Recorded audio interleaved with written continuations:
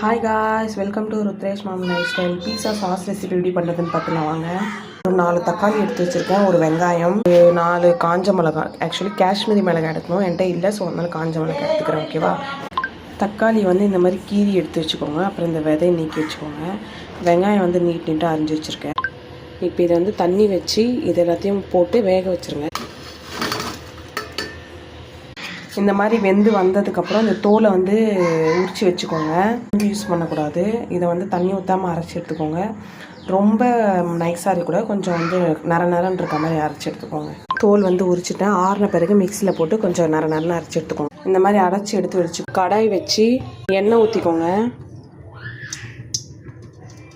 எண்ணெய் காய்ஞ்சதுக்கப்புறம் 2 பூண்டு வந்து பொடி பொடியாக நறுக்கி வச்சுருக்கேன், அதை போட்டு நம்ம அரைச்சி வச்சுருக்க விழுதை வந்து ஊற்றிக்கோங்க. இது வந்து கொஞ்சம் கொதிக்கிட்டோம். நான் வந்து பார்ட் 2 வீடியோ காட்டுறேன்.